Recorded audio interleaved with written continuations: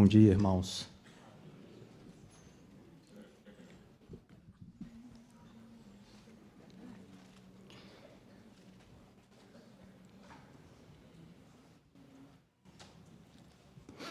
Talvez eu vou precisar da ajuda dos irmãos para alguns textos, para nós abrirmos, né? E os irmãos me ajudarem, talvez, a encontrar estes textos, mas, em primeiro lugar, eu gostaria de ler Mateus, capítulo 16.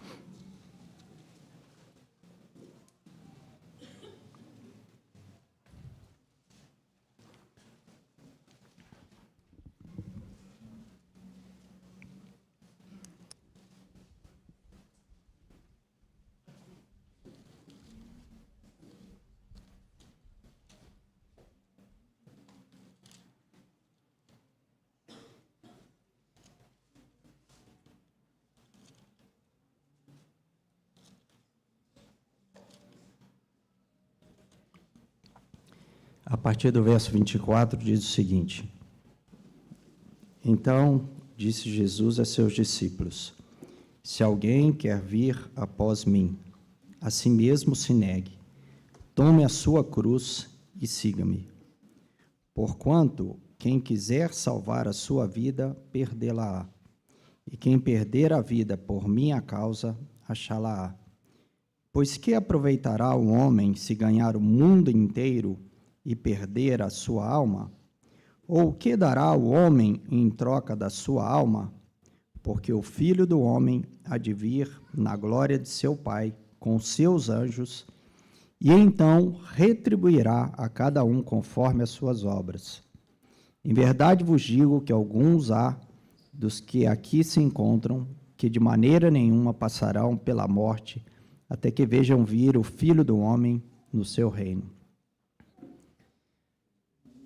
Irmãos, vamos orar ao Senhor.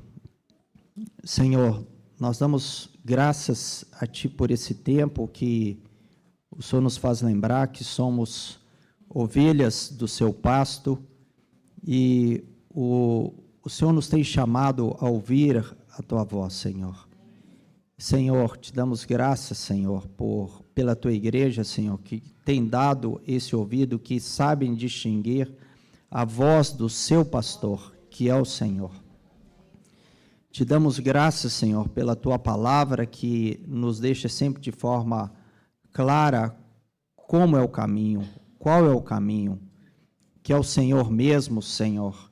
E Ele tem um propósito, Senhor, de trabalhar no nosso caráter, Senhor, na nossa vida, Senhor. Senhor, nós dependemos do Teu Espírito nesse momento, para que Ele fale ao nosso coração. A Tua palavra, é o Senhor mesmo, é quem pode nos instruir. O Senhor é quem pode dar a graça, Senhor, de termos revelação no nosso espírito, Senhor. E nós clamamos a Ti, Senhor, no nome de Jesus, que o Senhor nos conduza nesse tempo, Senhor. No nome do Senhor Jesus. Amém, Senhor. Irmãos, nós temos tido nas reuniões de segunda-feira, né, um tempo onde que a gente tem estudado a respeito das parábolas. E atualmente a gente está vendo as parábolas de Jesus. E a gente passou um tempo falando ali daquele capítulo 5, 6 e 7 de Mateus, que é justamente o Sermão do Monte, né? E ele vai, então, dar algumas características a respeito desse discipulado, né? Às vezes se pergunta, aqui a gente não tem discipulado, né? Eu gostaria de dizer, irmãos, que nós entendemos que pelo Senhor, né, nesse discipulado, existe o ensino na segunda, existe o ensino no sábado, que é um tempo, esses dois momentos principalmente, é um tempo que você pode participar, tirar suas dúvidas, ter esse tempo de comunhão, né? Assim como no domingo que nós temos tido a palavra, que no domingo é que fica mais difícil de talvez se esclarecer alguma dúvida, né? Mas é interessante como que a gente tem visto nos sábados a respeito de 1 Coríntios, que é uma carta tão prática, que traz tantos assuntos a respeito de como que a igreja de Deus ela deve andar. Na segunda, a gente tem dito a respeito justamente dessas exigências do discipulado. E é algo que nós precisamos aprender. O que é um discípulo, né? Que é a primeira pergunta que a gente deve fazer, né? Obrigado, irmão. O que é um discípulo, né? Um discípulo, ele está relacionado à disciplina. Ele está relacionado a alguém que é um aprendiz, que está disposto a aprender. Então, isso inclui todos nós, sem exceção. Nós somos e devemos ser esse discípulo do Senhor, né? Algo que é muito importante, que é o início da nossa caminhada, que a gente fala muitas vezes, eu principalmente falo muitas vezes, né? Que é Mateus capítulo 11, 28, onde que o Senhor Jesus, ele faz esse convite a cada um de nós, né? Vinde a mim, todos os que estáis cansados e sobrecarregados, e eu vos aliviarei. Esse é o primeiro passo da nossa vida cristã, né? Se você não conhece ainda o Senhor, se você não experimentou realmente dessa graça, você precisa experimentar esse alívio que o Senhor traz para as nossas almas, né? Aquele peso da condenação do pecado não está mais sobre nós. Ele nos dá esse alívio. Graças a Deus, nós podemos servir ao Senhor de uma forma livre. Nós fomos livres da condenação do pecado. Nós não seremos incluídos na condenação do pecado. Graças a Deus por Jesus Cristo, que Ele foi esse cordeiro que foi colocado em nosso lugar. Mas aqui, no segundo ponto que nós temos, o Senhor Jesus continua, então, falando, no verso 29, Tomai sobre vós o meu jugo, e aprendei de mim, porque sou manso e humilde de coração, e achareis descanso para a vossa alma, porque o meu jugo é suave e o meu fardo é leve. Nesse texto, então, nós temos o segundo convite que o Senhor, Ele nos dá.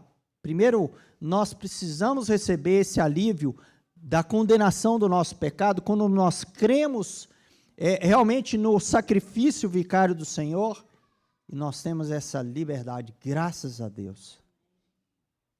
Mas agora o segundo passo que Ele nos chama, que Ele fala, tomai sobre vós o meu jugo. Assim como Ele diz, quem quiser ser o meu discípulo, tome a sua cruz a cada dia. Mas para que então Ele nos chama para tomar esse jugo? Porque tem uma segunda coisa que Ele diz, aprendei de mim, porque eu sou manso e humilde de coração. Aprendei de mim. Olha para a vida do Senhor Jesus. Se você quer aprender o que é de fato humildade, olha para o Senhor o que é humildade. Se você quer aprender o que é saber falar com uma pessoa que está em necessidade, uma pessoa que é arrogante, uma pessoa com qualquer nível de autoridade, olha para o Senhor Jesus. Ele foi o mesmo que estava falando com um doutor da lei, como foi com Nicodemos, como também ele falou no capítulo seguinte com a mulher samaritana, né, que tinha uma vida que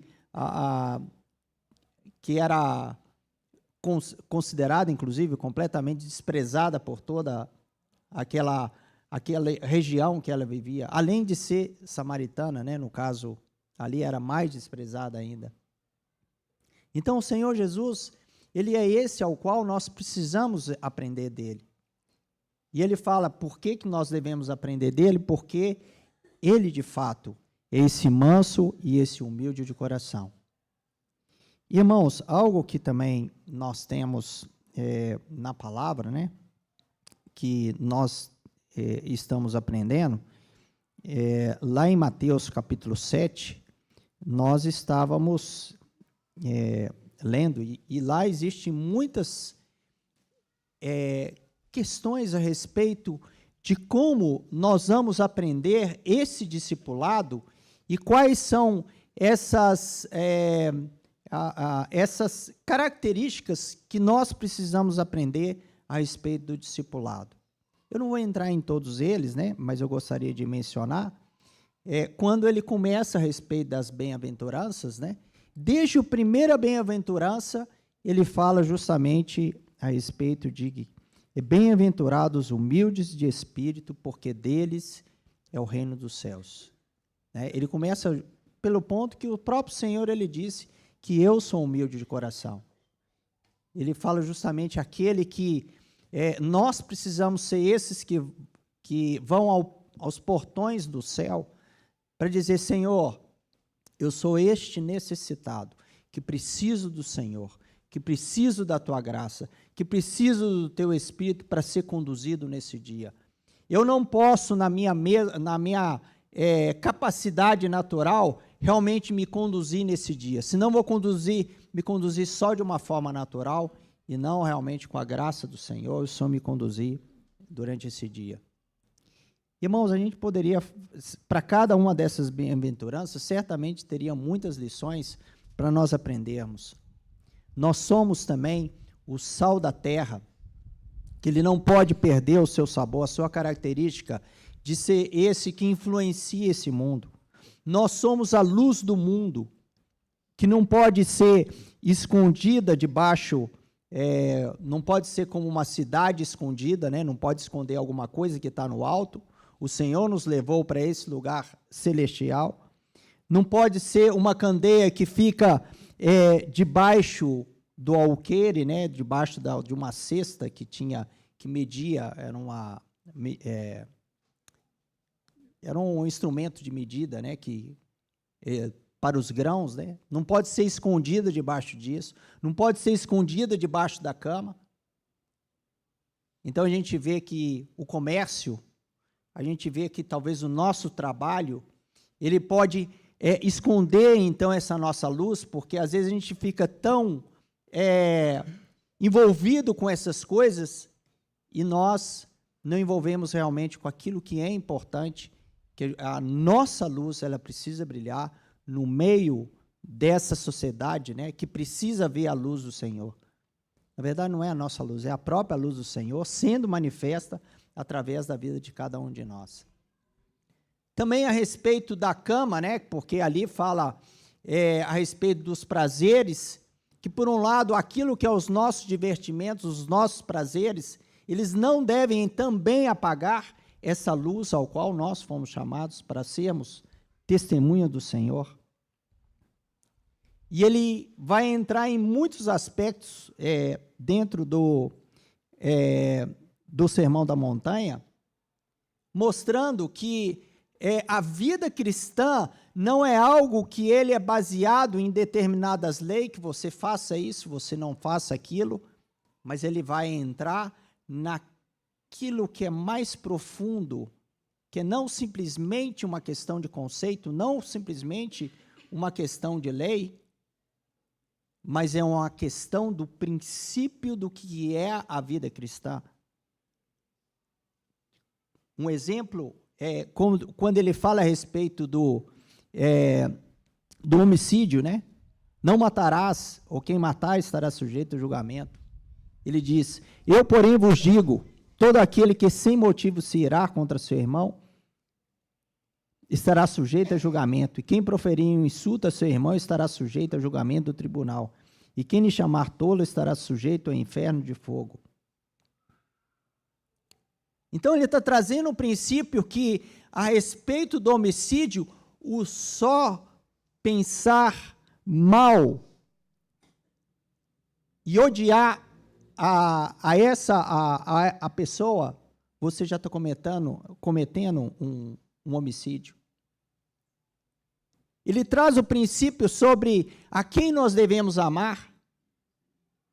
Amarás, quando ele fala a respeito da vingança, né? Ouviste o que foi dito, eu estou no 5,38, ouviste o que foi dito, olho por olho, dente por dente. Eu, porém, vos digo, não resistai ao perverso, mas a qualquer que te ferir a face direita, volta-lhe também a outra. E ao que quer demandar contigo e tirar-lhe a túnica, deixa também a capa. Se alguém te obrigar a andar 1 milha, vai com ele 2. Dá a quem te pede, e não volte as costas ao que deseja que lhe emprestes. Ouviste que foi dito, amarás o teu próximo e odiarás o teu inimigo. Eu, porém, vos digo, amai os vossos inimigos e orai pelos que vos perseguem, para que vos torneis filhos do vosso Pai Celeste, porque Ele faz nascer o seu sol sobre maus e bons, e vir chuvas sobre justos e injustos. Dentro aqui do Sermão do Monte, né, ele ainda vai falar algumas questões que o que é mais importante a respeito de algumas boas práticas, né, que é a oração, o dar esmolas, a respeito do jejum, é que todas essas atividades não são feitas para que o outro seja visto, para que o outro possa ver a sua própria atitude, mas são feitas para que o Senhor apenas veja. Talvez, irmãos, a gente vai colocando alguns pontos assim, né? Parece que estou sendo talvez tão rígido, o Senhor está sendo tão rígido, alguma coisa tão radical sobre as nossas vidas, né? Mas se nós compreendermos a respeito da palavra do Senhor, nós vamos ver que esse é o ponto de libertação justamente para recebermos alívio sobre as nossas almas. E quando nós chegamos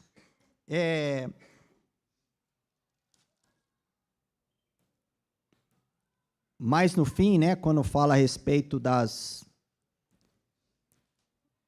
capítulo 7, né, verso 13, ele diz um texto muito conhecido por nós, e ele fala, entrai pela porta estreita, larga é a porta, e espaçoso o caminho que conduz para a perdição, e são muitos os que entram por ela.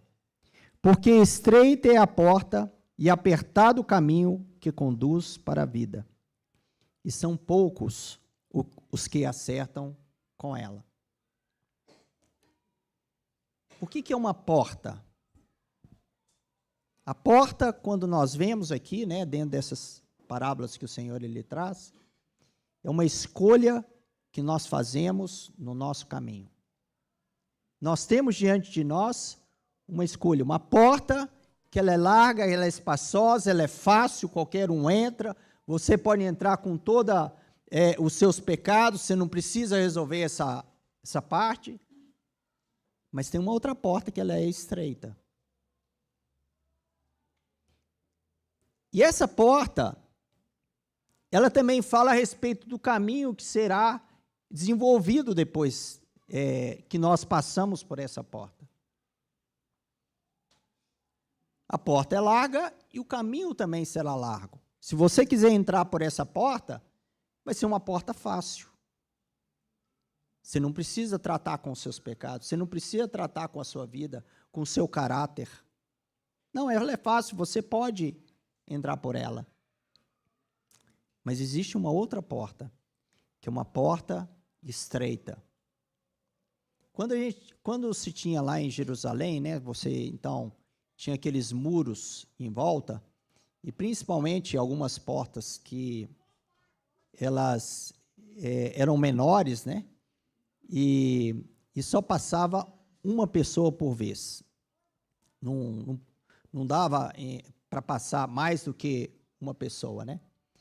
E, inclusive, aquela figura que fala que é mais fácil entrar um camelo por fundo de uma agulha do que um rico, né, entrar no reino dos céus. Ali está falando que aquele fundo de agulha eram essas portas, que elas eram pequenas, né? E que, no caso, se fosse para entrar o camelo ele não conseguia entrar de pé, só se ele ficasse de joelho, e seria muito difícil ele passar ali por aquele caminho, né? Ou por aquela porta, né? Para poder passar e entrar, então, para dentro da cidade. Que, às vezes, quando ficava de noite, não se abria mais as portas grandes. Era a porta pequena que você tinha que passar, né? Para poder entrar de volta para a cidade.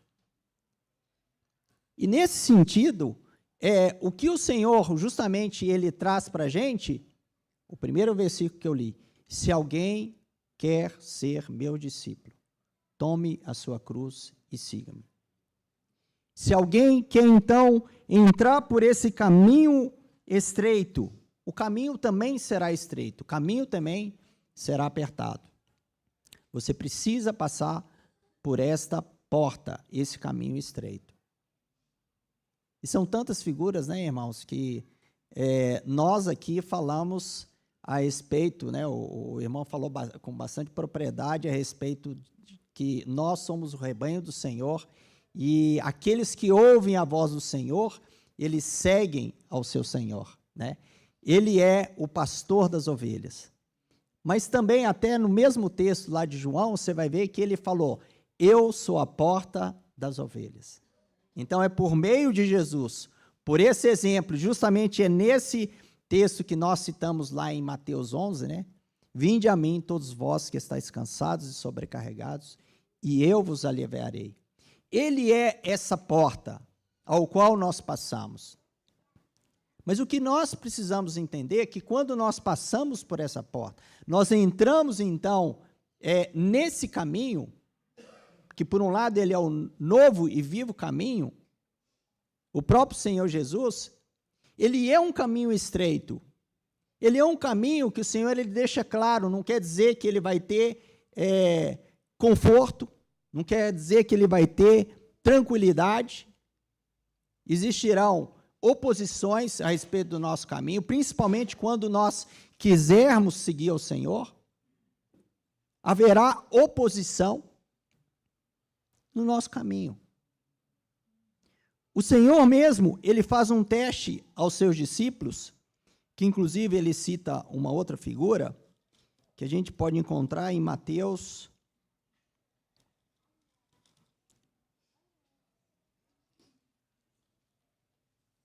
capítulo 8, verso 18.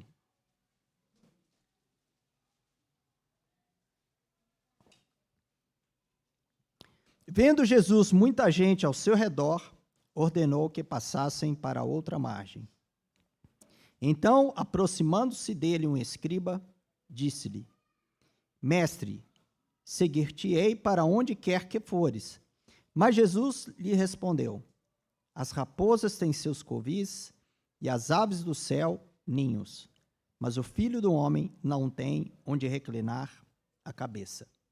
Esse é o primeiro, depois eu vou ler o verso seguinte, né?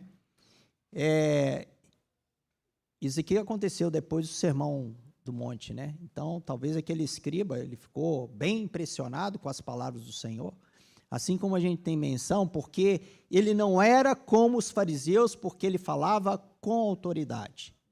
Essa era a grande diferença do Senhor, ele falava realmente com essa autoridade.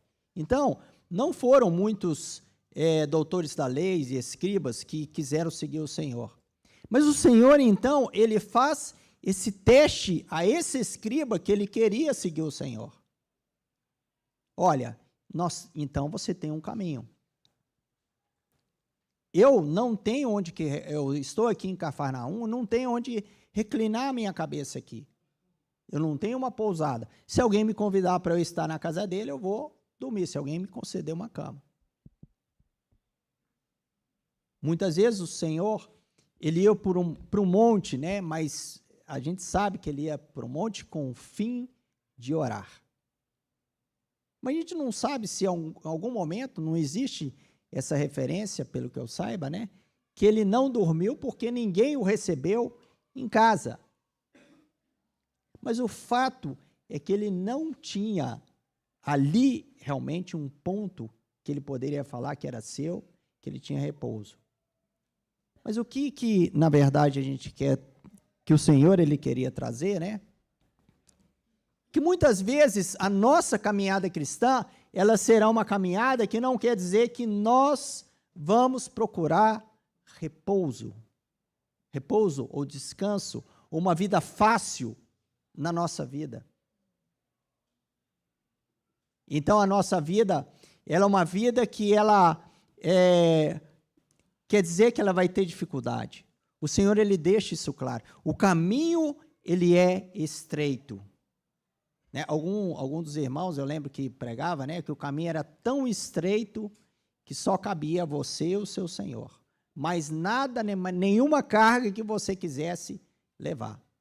Por outro lado, a nossa carne, ela é tão grande, mas tão grande, que ela impede, né? A porta parece ser tão estreita que parece que a gente nem vai conseguir entrar por essa porta.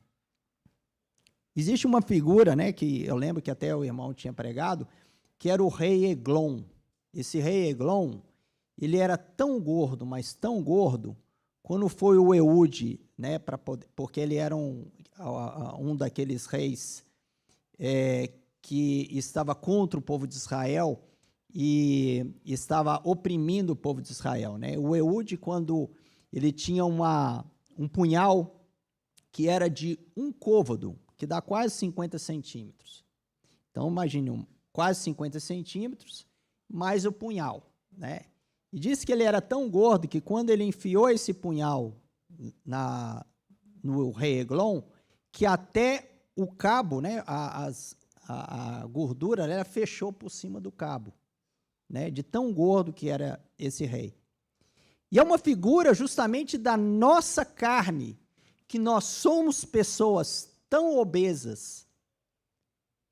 A nossa carne, ela tem tanta necessidade, ela demanda de tanta coisa, que a gente tem dificuldade, talvez, de passar por esse caminho.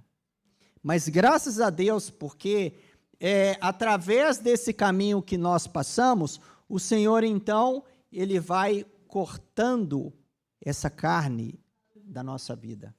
Ele vai trabalhando no nosso caráter para que nós venhamos a realmente ter uma caminhada segundo o caráter de Cristo.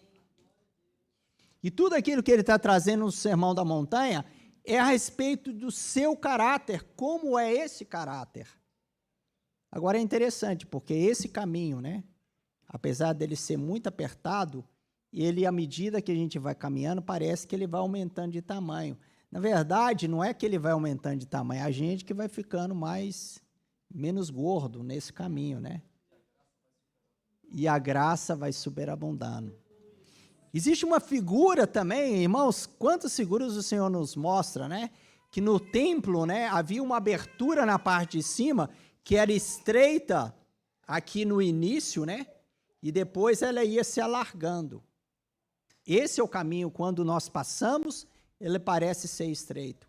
E à medida que nós caminhamos com o Senhor, na verdade, ele não era tão estreito assim. A gente que é gordo demais e a gente que tem dificuldade de passar por esse caminho estreito. Porque a gente não vai poder levar as nossas bagagens, né? No sentido daquelas bagagens que são as nossas manias.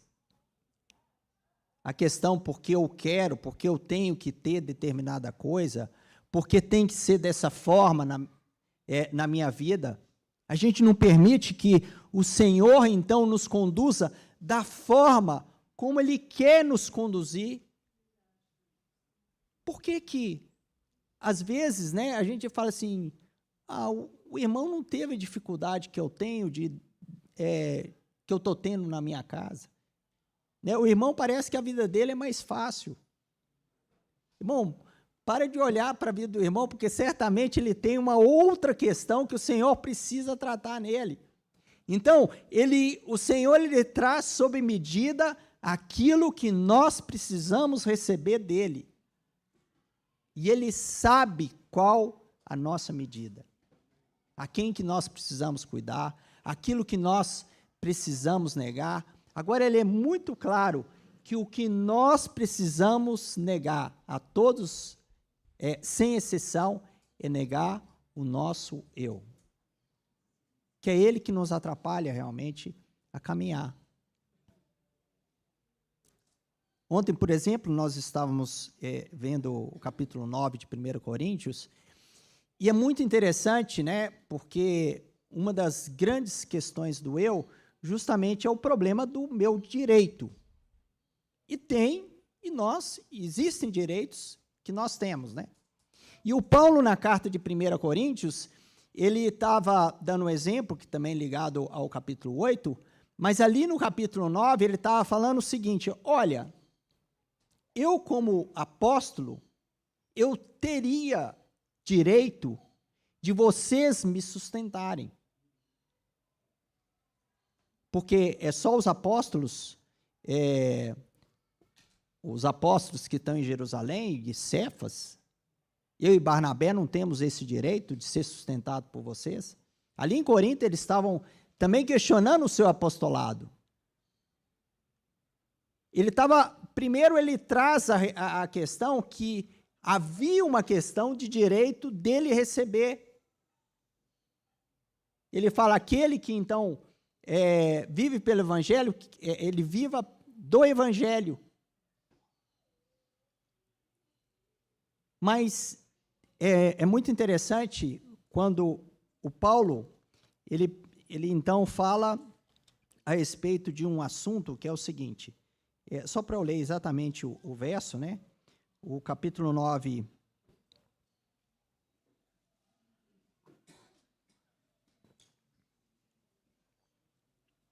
verso 12 diz, se outros participam desse direito sobre vós, não temos nós em maior medida?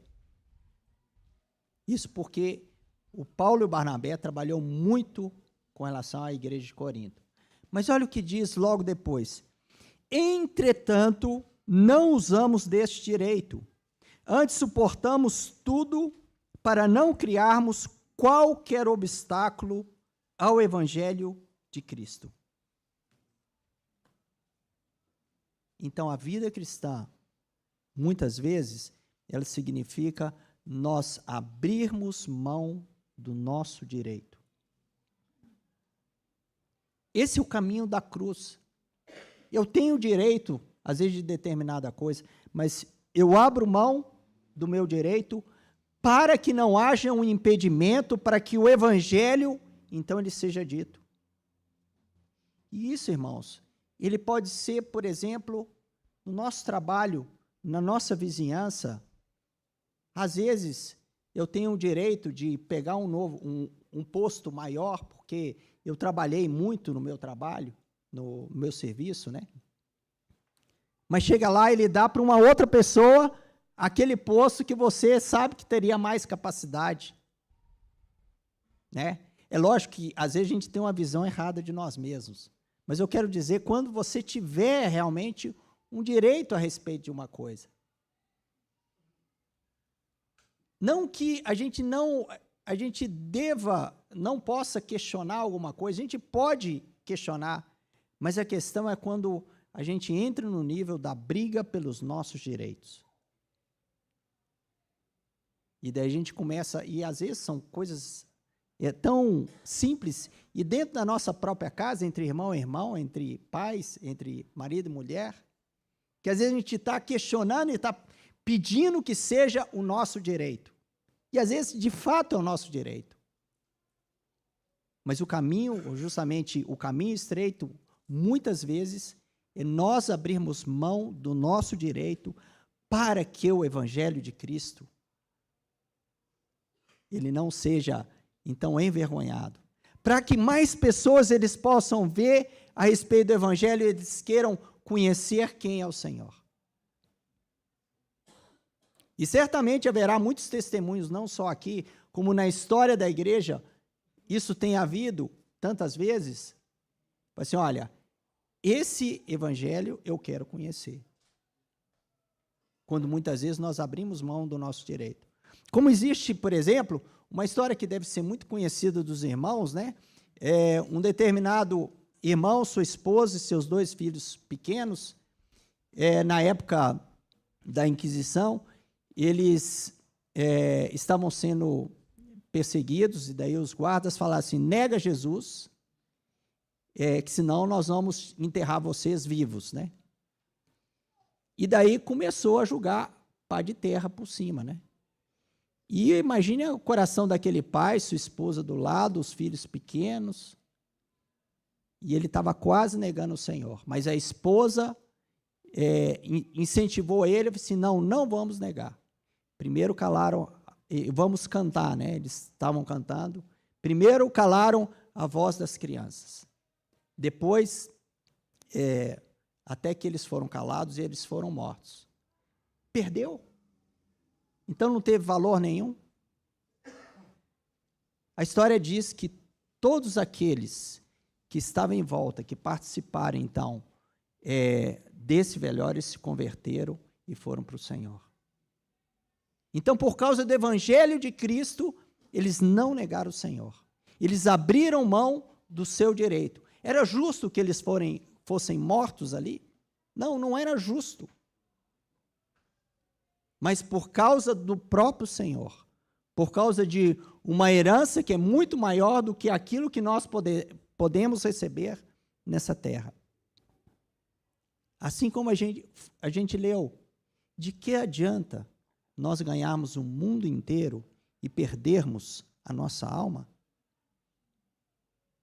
E aqui, irmãos, vale a pena também apenas mencionar, né, eu não quero trazer a respeito disso, não é possível trazer a respeito disso com detalhes, mas é importante trazer um ponto, né, quando a gente fala de você perder a sua alma, né, você ganhar o mundo inteiro e perder a sua alma. Apenas abrindo parênteses, porque existem julgamentos que são diferentes na palavra de Deus. Um julgamento, ele está relacionado à questão do inferno de fogo, do Geena, aquele que nunca mais as pessoas poderão ter contato com Deus, nunca mais. E é para sempre. E é esse, ele está relacionado ao primeiro convite. Vinde a mim, todos vós que estáis cansados, sobrecarregados, e eu vos aliviarei. Não existe mais esse peso dessa condenação eterna sobre a nossa vida. Mas a palavra de Deus, existe um outro julgamento que é relacionado ao tribunal de Cristo, onde que todos nós, que já cremos no Senhor, nós seremos julgados pelo Senhor, por aquilo que fizemos através do nosso corpo. Existe uma responsabilidade a qual que nós somos templos do Espírito Santo, precisamos dar conta daquilo que fizemos por meio do nosso corpo.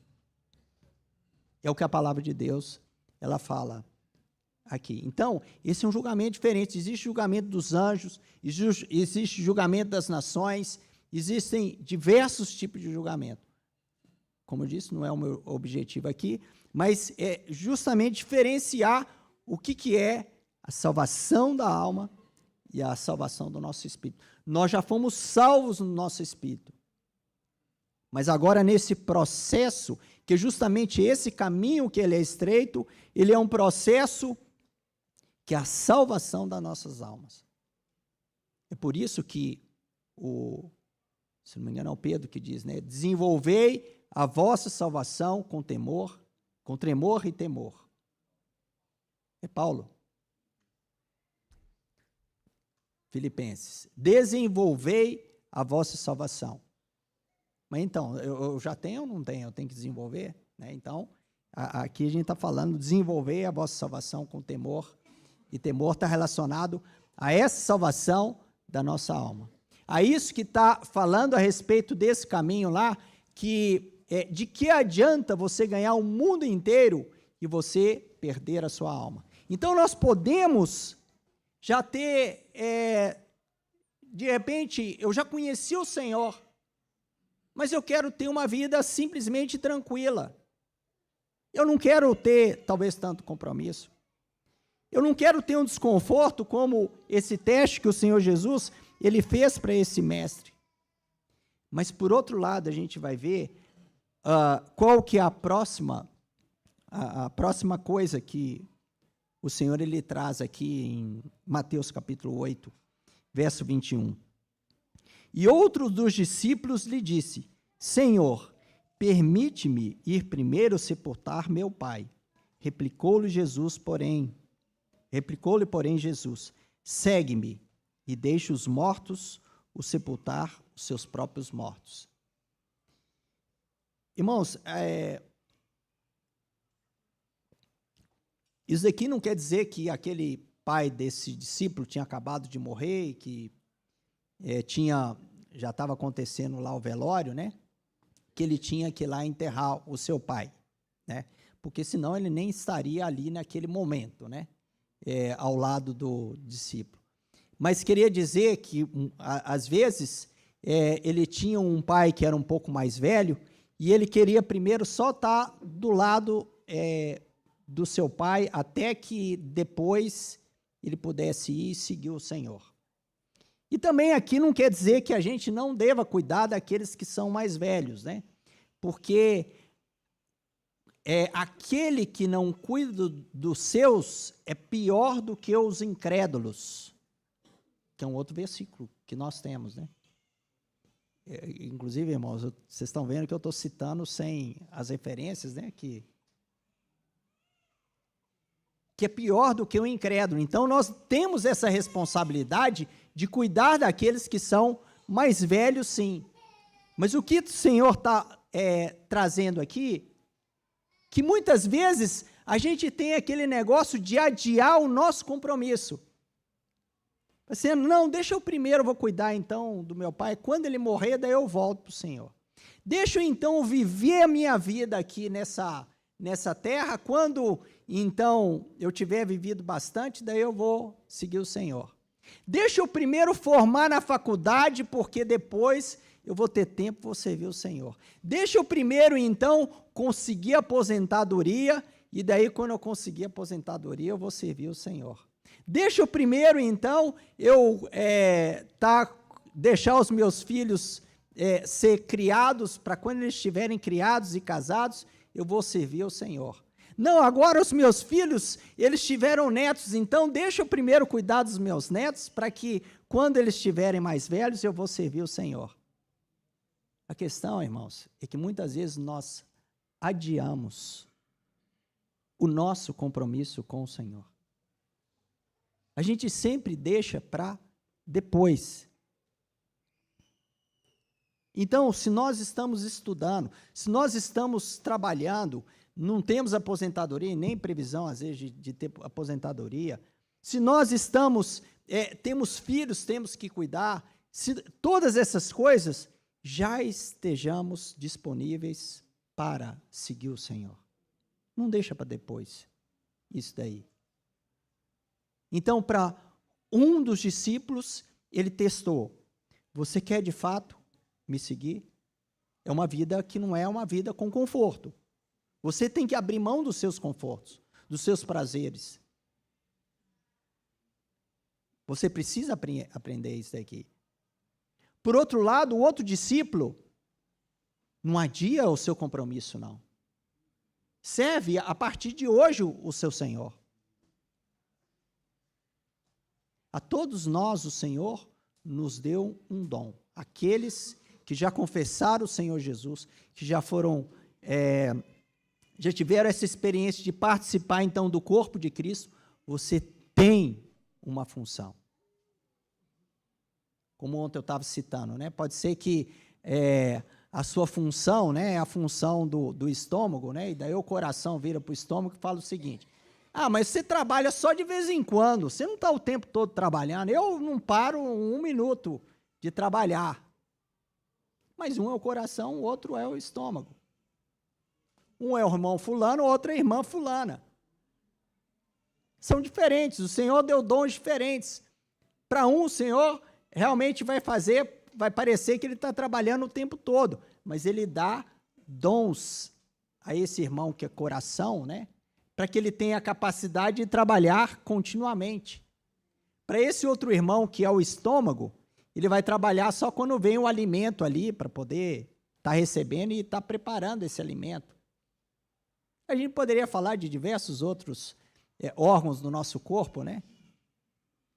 E a gente não deve reclamar porque o outro irmão está parecendo que está trabalhando menos do que a gente. Porque na nossa vida nós precisamos entender que nós fomos chamados para servir ao Senhor naqueles dons que Ele nos deu. Siga o Senhor. É um caminho apertado, um caminho que não cabe as cargas que eu carrego. Não cabe os pecados que eu tenho. Eles vão precisar ser resolvidos. Nós seremos confrontados pelo Senhor. Irmãos, certamente teriam muitos outros pontos aos quais nós poderíamos estar mencionando aqui. Como, por exemplo, né, de não andarmos ansiosos de coisa alguma, que é uma ordem do Senhor. Ele fala assim: antes buscai o seu reino e a sua justiça, e as outras coisas vos serão acrescentadas. Antes buscai isso. E é muito interessante que hoje eu vi que o irmão mencionou João, capítulo 10, mas tem um verso que me chamou a atenção quando estava sendo lido. Deixa eu ver se eu guardei bem na minha cabeça.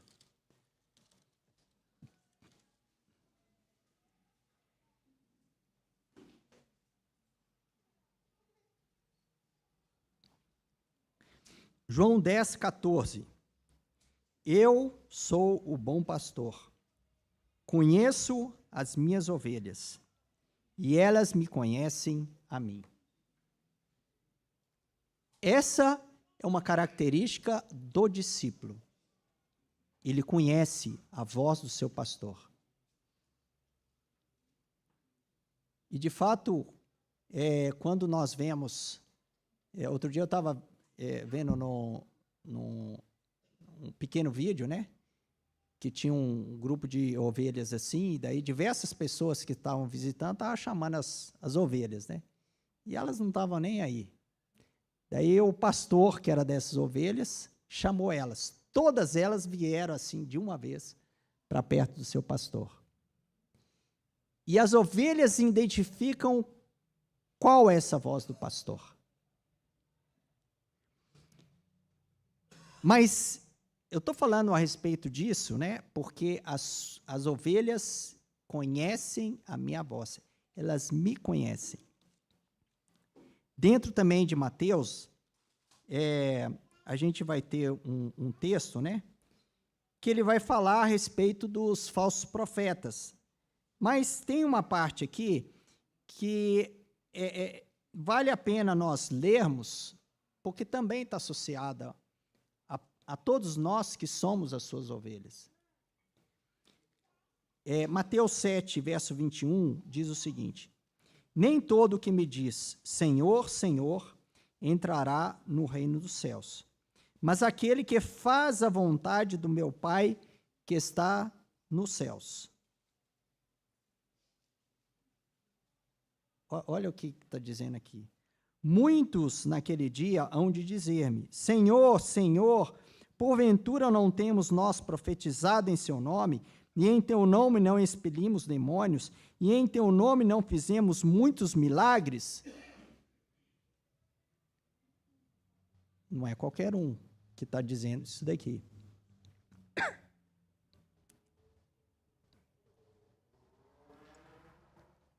Inclusive, usou o nome do Senhor para que esses milagres eles acontecessem.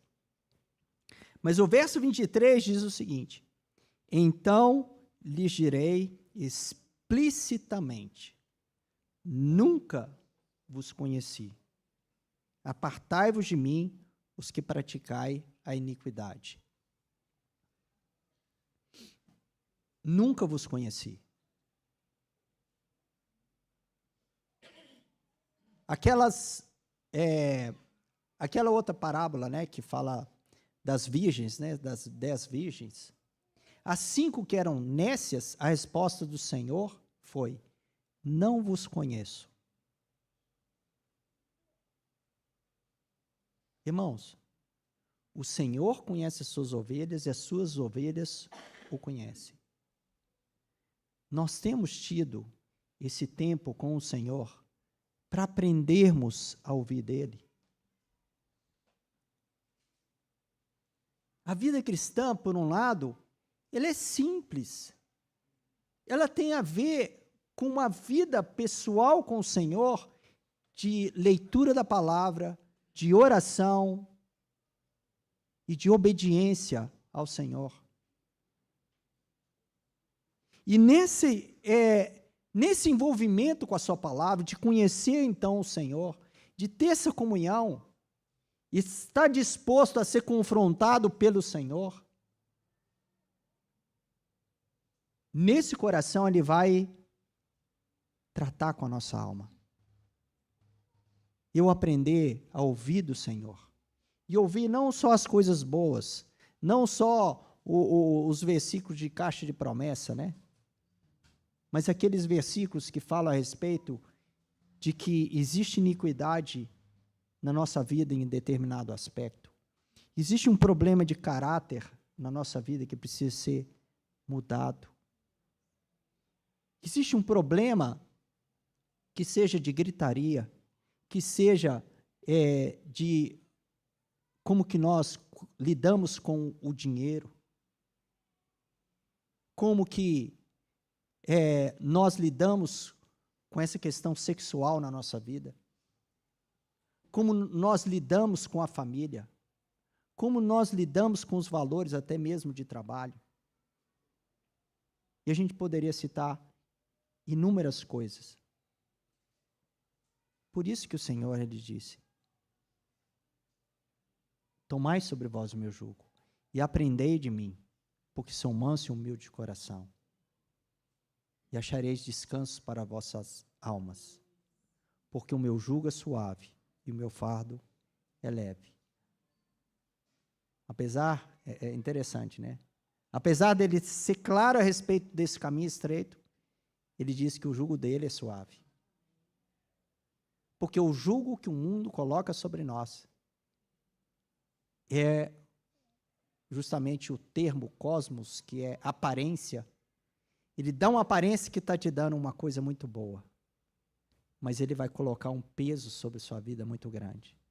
E o pior de tudo isso, quando o mundo consegue nos enganar, e nós, então, ficamos presos nas questões do mundo, nós vamos ter menos tempo de conhecer o Senhor. Irmãos, o meu desejo, de fato, é que cada um de nós possa aprender a andar com o Senhor, possa aprender a andar nesse caminho estreito, possa escolher, é uma escolha.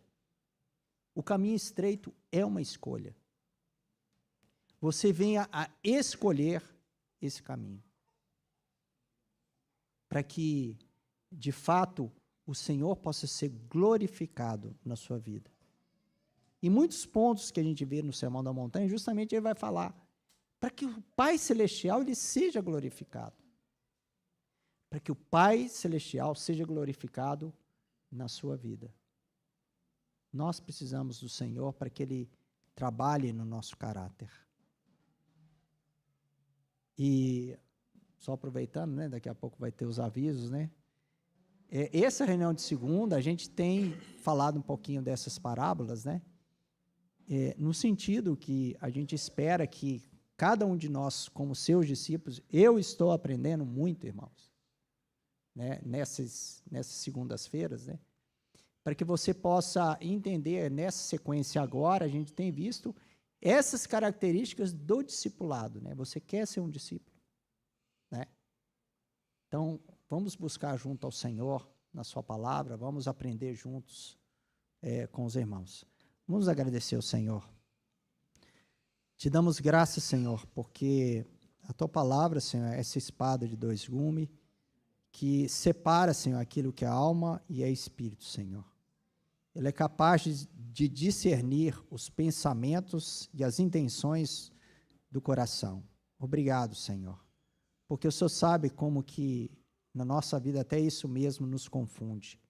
E nós precisamos do Senhor para que o Senhor venha realmente trabalhar em cada um de nós, Senhor, para que o Senhor mesmo venha receber toda a glória, Senhor. Senhor, te damos graças por esse tempo, principalmente porque lembramos mais uma vez que o Senhor é esse bom pastor que deu a sua vida por cada um de nós. E nisso nós somos muito gratos ao Senhor. E nós oramos agradecidos, Senhor, pela tua palavra que ainda é aberta para nós neste país, Senhor. Te damos graças e nós oramos no nome de Jesus. Amém, Senhor.